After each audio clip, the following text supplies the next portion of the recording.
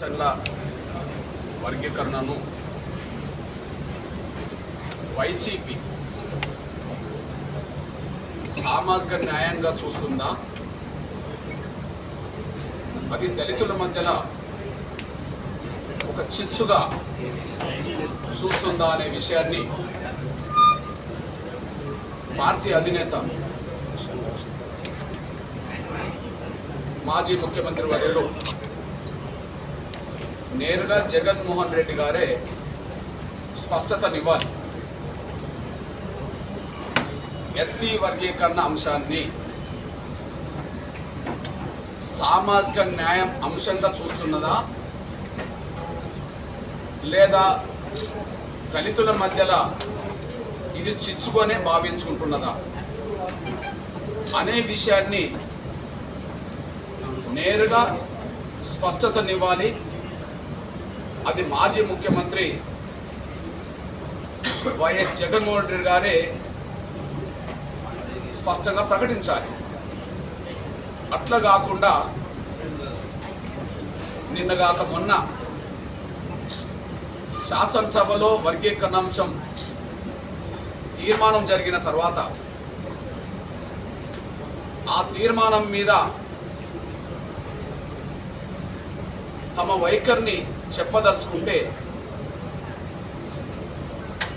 నేరుగా జగన్మోహన్ రెడ్డి గారు మాత్రమే చెప్పాలి. దాన్ని సమర్థిస్తున్నారా, వ్యతిరేకిస్తున్నారా అని నేరుగా జగన్మోహన్ రెడ్డి గారే చెప్పాలి. దాన్ని సమర్థిస్తున్నారా, వ్యతిరేకిస్తున్నారా అని. పార్టీ అధినేత నుంచి ఈ విషయంలో స్పష్టత లేదు. కానీ మా మాదిగ సామాజిక వర్గం సంబంధించిన మాజీ మంత్రి వర్యులు ఆదిమూలం సురేష్ కుమార్ గారితో మీరు రాసిన స్క్రిప్ట్ను మాత్రం వినిపించిండ్రా అని మాకు అనుమానాలు కనిపిస్తున్నాయి. మీ పత్రికల్లో వచ్చిన హెడ్డింగ్ ప్రకారమే సురేష్ గారి ప్రెస్ మీట్ ప్రకారమే, లేదా ఆయన చదివిన, మీరు రాయించిన ఆయన చదివిన ఆ స్క్రిప్ట్ ప్రకారమే మీరు పెట్టిందే ఎస్సీలో చిచ్చు పెట్టి చలి కాల్చుకుంటారా అనే మాట మీ హెడ్డింగ్లోనే ఉన్నది. అంటే ఎస్సీ వర్గీకరణ అంశాన్ని ఇది చిచ్చుగా ఒక మాదిగ మాజీ మంత్రితోటే మీ పార్టీ నుంచి మాట్లాడిస్తున్నారు.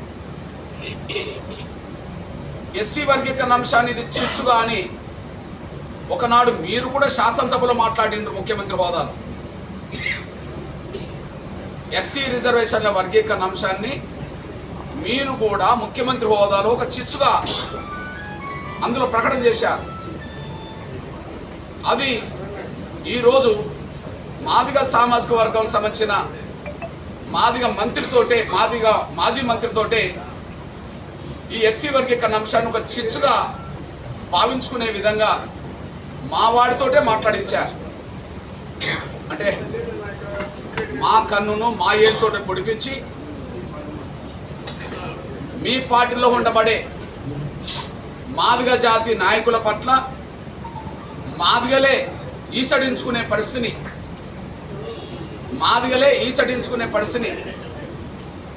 మాదిగలకు మీ పార్టీలో ఉండబడే మాదిగ నాయకుల్ని దూరం చేసే పరిస్థితిని మీరే కల్పిస్తున్నారు. అంటే ఆ పార్టీలో మాలల ఆధిపత్యానికి ప్రాధాన్యత ఇచ్చే విధంగా మాదిగలే గౌరవించని పద్ధతిలో మీ ప్రయత్నాలు కొనసాగిస్తున్నట్టుగా కనిపిస్తున్నది. ఈ విషయంలో మీకు చంద్రబాబు నాయుడు గారికి, ప్రస్తుతం మాజీ ముఖ్యమంత్రికి ఉండబడే మీకు, ప్రస్తుతం ముఖ్యమంత్రికి ఉండబడే చంద్రబాబు నాయుడు గారికి ఎస్సీ వర్గీకరణ విషయంలో స్పష్టత ఆకాశానికి భూమికి మధ్యలో ఉన్నంత తేడా ఉన్నది. సంక్షేమానికి పెద్ద పీటేస్తాను మాట్లాడింది ఆయన. మాలాల సంక్షేమ శాఖ మంత్రి కాదు, దళితుల సంక్షేమ శాఖ మంత్రి. ఆయన సాంఘిక సంక్షేమ శాఖ మంత్రి. మాలలకు పెద్దపీట వేస్తాను, మాలల అభివృద్ధి కోసమే నేను నిలబడతాను, నేను మాలలకే అభివృద్ధి కోసం కట్టుబడతా అని చెప్పి మాట్లాడిండు. మీరు ఆయన మీద ఎలాంటి చర్య తీసుకోలేదు. సంక్షేమ శాఖ అనేది మాలల సంక్షేమ శాఖ కాదు, అది దళితులందరూ సంక్షేమ శాఖకు మంత్రి అతను. ఆ మంత్రి హోదాలో నేను మాలల సంక్షేమం కోసం పాటుపడతా అన్నాడు. అంటే మీ దగ్గర మాలల కోసమే మాట్లాడేటోళ్ళు ఉన్నారు, మీ దగ్గర మాలల కోసం మాట్లాడేటోళ్ళు ఉన్నారు మాలలు. రెండో విషయం, అధికారం ఎటుంటే గట్టున్నాడు. గతంలో జగన్మోహన్ రెడ్డి గారు అధికారం రాకముందు జగన్మోహన్ రెడ్డి పార్టీలో ఉన్న వ్యక్తి, చంద్రబాబు నాయుడు అధికారం వచ్చిన వెంటనే చంద్రబాబు గారి పార్టీలో చేరిన వ్యక్తి, మీ తండ్రి దగ్గర ఎమ్మెల్సీ తీసుకున్న వ్యక్తి, చంద్రబాబు ప్రభుత్వంలో చేరి ఎస్సీ కార్పొరేషన్ తీసుకున్న వ్యక్తి, మళ్ళీ చంద్రబాబు నాయుడు గారు ఓడిపోయిన వెంటనే మళ్ళీ మీ పంచన చేరిండు.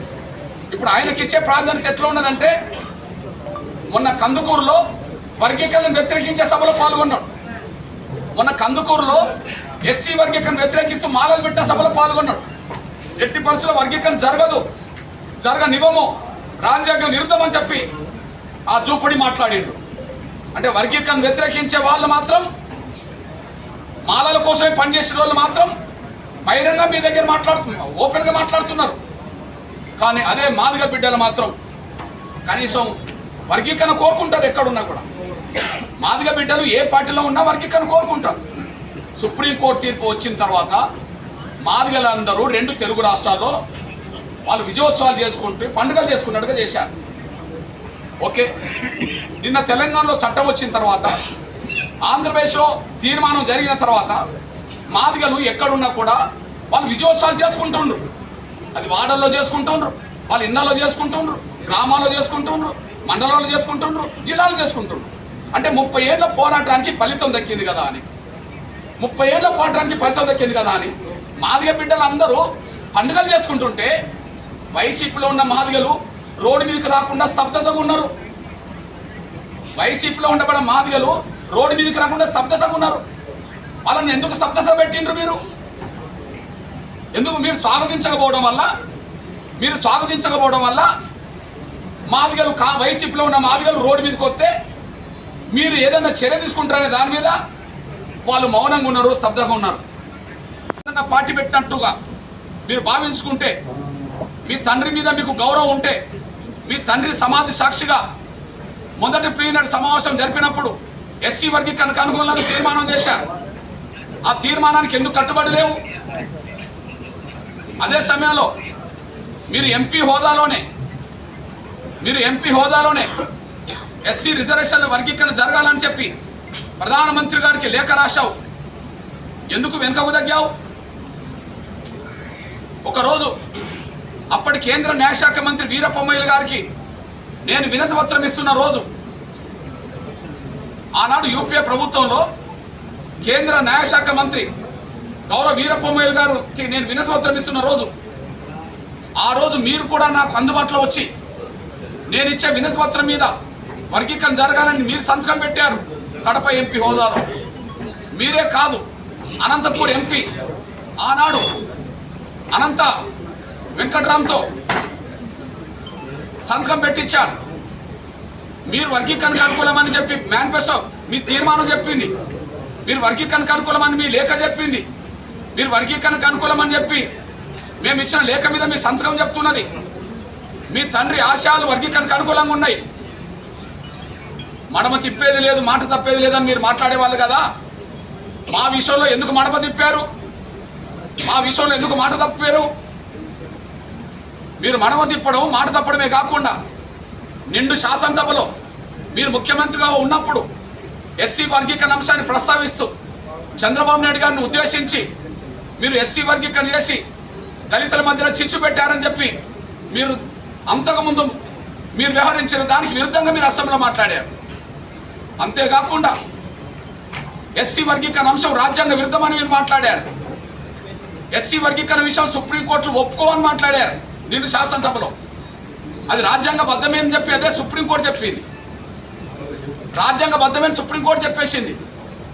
మీరు సుప్రీంకోర్టులో ఒక సీనియర్ లాయర్ని పెట్టమంటే మీరు పెట్టలేదు. కనీసం మిమ్మల్ని అపాయింట్మెంట్ కోరితే మాకు ఇవ్వలేదు. బహిరంగ లేఖ రాసిన సమాధానం లేదు. కానీ సుప్రీంకోర్టులో విచారణ జరుగుతున్న సమయంలో మార్చి 6, 7, 8 తేదీల్లో విచారణ జరుగుతున్న సమయంలో లాస్ట్కు ఆంధ్రప్రదేశ్ నుంచి ఒక లాయర్ అటెండ్ చేసి అది ఫిజికల్గా కాకుండా ఆన్లైన్లో వచ్చి ఆయన ఒక స్పష్టత చెప్పేశాడు. ఎస్సీ వర్గీకరణ విషయంలో మేము మీ నిర్ణయానికి కట్టుబడతాము అన్నారు. సంక్షేమ శాఖ మంత్రిగా నాగార్జున నేను మాలల సంక్షేమం కోసమే కష్టపడతాను అని మాట్లాడితే ఆయన మీద చర్య తీసుకోకపోవడం సాక్ష్యం. అంటే నువ్వు నీ ఆచరణ, నీ కార్యాచరణ, నీ మౌనం ఇప్పుడు మాదిగ జాతి భవిష్యత్తుకు అది ప్రమాదకరంగానే ఉన్నదనే విషయం ఆలస్యమైన మాదిగలు తేల్చుకుంటారనే విషయాన్ని జగన్ రెడ్డి గారు మర్చిపోవద్దని కూడా గుర్తు చేస్తూ షెడ్యూల్ కులాల వర్గీకరణ విషయంలో చంద్రబాబు నాయుడు గారు 96 మార్చి 25 నుంచి మొదలుకుంటే ఇప్పటి వరకు మధ్యలో కొన్ని సందర్భాల్లో అవాంతరాలు ఇబ్బందులు వచ్చినా కూడా ఎప్పుడు వర్గీకరణ వ్యతిరేక స్టేట్మెంట్ ఇవ్వలేదు. ఆయన వర్గీకరణకు అనుకూలంగా మాట్లాడిన రోజు నుంచి ఈ వర్గీకరణ ప్రక్రియ ప్రస్తుతం పూర్తి చేసే వరకు కూడా ఆయన మాదిగల పట్ల వర్గీకరణ పట్ల సంపూర్ణంగా అండగా ఉన్నాడనే విషయం మీ దృష్టి తీసుకొస్తూ ఈ విషయంలో సుప్రీంకోర్టు తీర్పు అనుకూలంగా రావడం వల్లనే ఈ ప్రక్రియ అంతా ముందుకు సాగుతుంది తెలంగాణ, ఆంధ్రప్రదేశ్లో. ఆ సుప్రీంకోర్టు తీర్పు అనుకూలంగా రావడానికి కేంద్ర ప్రభుత్వం ఇచ్చిన అఫిడవిటే దానికి కారణం. కేంద్ర ప్రభుత్వానికి నాయకత్వం వహించిన గౌరవ నరేంద్ర మోడీ గారు, ప్రధానమంత్రి నరేంద్ర మోడీ గారు మాదిగల విశ్వరూప మహాసభకు వచ్చి వర్గీకరణకు సంపూర్ణ సహకారం అందిస్తామని చెప్పడం వల్ల కేంద్రం అఫిడవిట్ ఇచ్చింది. ఈ విషయంలో గౌరవ ప్రధానమంత్రి నరేంద్ర మోడీ గారికి దాన్ని పరిశీలి చేసిన హోంశాఖ మంత్రి అమిత్ షా గారికి, సంధానకర్తగా ఎంఆర్పిఎస్కు మాదిగలకు కేంద్రానికి సంధానకర్తగా ఉండబడే సోదరులు కేంద్ర మంత్రులు కిషన్ రెడ్డి గారికి, అదే సమయంలో అంతకుముందు సంధానకర్తగా ఉన్న మా వర్గీకరణ ఉద్యమానికి నైతిక మద్దతు ఇచ్చి దశాబ్దాల పాటు మాకు అండగా నిలబడ్డ పెద్దలు వెంకయ్య నాయుడు గారికి మేము ధన్యవాదాలు చెప్తున్నాం.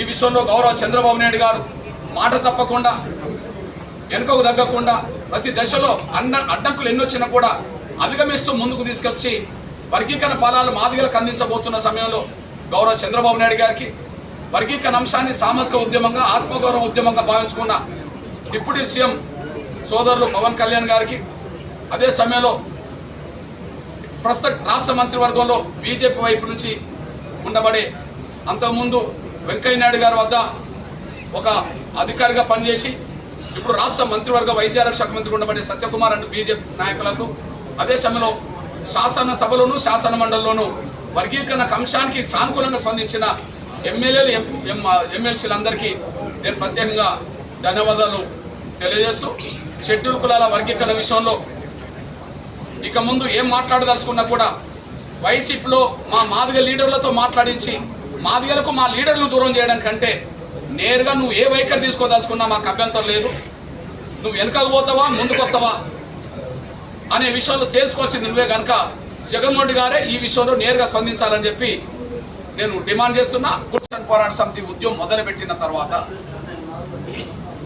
94లో మేము ఉద్యమం మొదలుపెట్టవచ్చు. 95 నాటికి ఎంఆర్పిఎస్ విస్తరించింది. కానీ 96 నాటికి ఈ ఉద్యమం ఒక ఉద్యమ రూపం దాల్చే సమయంలో అప్పుడు గౌరవ చంద్రబాబు నాయుడు గారు ముఖ్యమంత్రిగా ఉన్నారు. మేము ఉద్యమం మొదలుపెట్టినప్పుడు ముఖ్యమంత్రిగా లేడు. ఉద్యమం విస్తరిస్తున్న దశలో కూడా ముఖ్యమంత్రి లేడు. కానీ ఉద్యమ రూపం దాల్చే సమయానికి ముఖ్యమంత్రిగా గౌరవ నారా చంద్రబాబు నాయుడు గారు ముఖ్యమంత్రి హోదాలో ఉన్నాడు. మార్చ్ 25వ తారీఖు నాడు 96లో మార్చ్ 25వ తారీఖు నాడు 96లో మొట్టమొదటిసారి బషీర్బాగ్ ప్రాంతం వద్ద బాబు జగ్జీవన్ రామ్ విగ్రహం దగ్గర మాదిగల ఆత్మగౌరవ సభ పెడితే ఆ సభకు ముఖ్య అతిథి హోదాలో వచ్చి ఎస్సీ రిజర్వేషన్ల వర్గీకరణకు కట్టుబడి ఉంటామని, ఎస్సీ రిజర్వేషన్ల వర్గీకరణను చేస్తామని ఆనాడు మాటిచ్చాడు.